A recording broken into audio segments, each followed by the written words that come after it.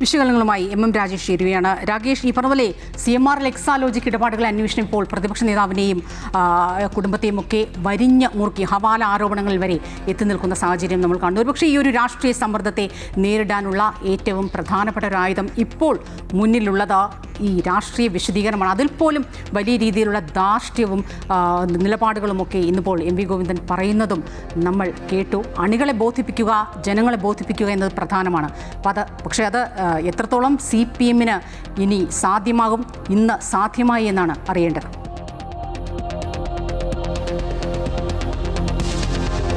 തീർച്ചയായും സ്വപ്ന പറഞ്ഞതിൽ നിന്നും അപ്പുറം ഇന്ന് CPM-നെ സംബന്ധിച്ച് ഈ കേസിനെ എങ്ങനെ പ്രതിരോധിക്കും എന്നുള്ളതാണ്.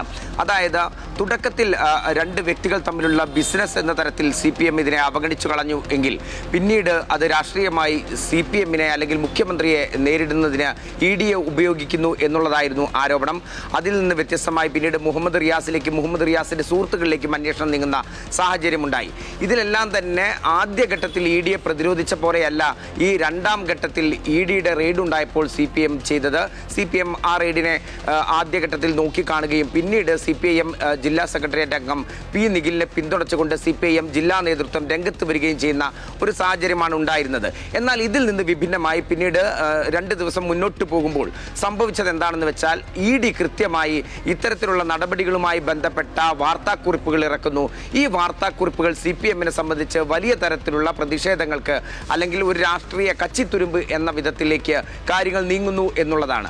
അതായത് ED മുൻപും ഇത്തരത്തിൽ രാഷ്ട്രീയമായി പലതരത്തിലുള്ള വേട്ടയാടലുകൾക്ക് ഉപയോഗിച്ച ഒരു ഏജൻസിയാണ് എന്നുള്ള ഒരു ആരോപണത്തിലേക്ക് CPM വിശദീകരണവുമായി രംഗത്തിറങ്ങുന്നു എന്നുള്ളതാണ് നിലവിലെ കാഴ്ച. അതേസമയം തന്നെ ഈ സേവനം എന്തായിരുന്നു എന്നുള്ളതിനെക്കുറിച്ചോ അല്ലെങ്കിൽ സേവനം നൽകിയതുമായി ബന്ധപ്പെട്ട വിശദീകരണങ്ങളോ ഒന്നും തന്നെ ഇതുവരെയും വീണയോ അല്ലെങ്കിൽ മുഹമ്മദ് റിയാസോ ഒന്നും തന്നെ നൽകിയിട്ടില്ല.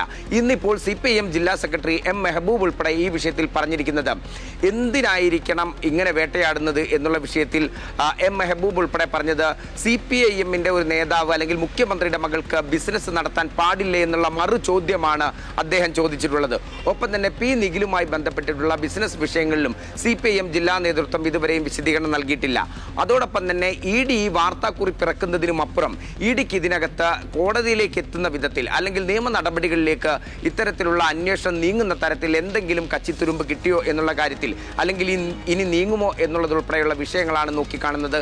അതുകൊണ്ട് CPIM അത്തരത്തിലുള്ള ഒരു രേഖകളും EDക്ക് എൻഫോഴ്സ്മെന്റ് ഡയറക്ടറേറ്റിന് കിട്ടാത്തിടത്തോളം കാലം ഇത്തരത്തിലുള്ള രാഷ്ട്രീയ പ്രതിഷേധങ്ങളും പ്രതിരോധങ്ങളും തീർക്കുക എന്നുള്ളത് തന്നെയായിരിക്കും CPM-ന് മുന്നിൽ ഉണ്ടാകുന്ന ഏക നടപടി എന്ന് പറയുന്നതും സ്വപ്ന.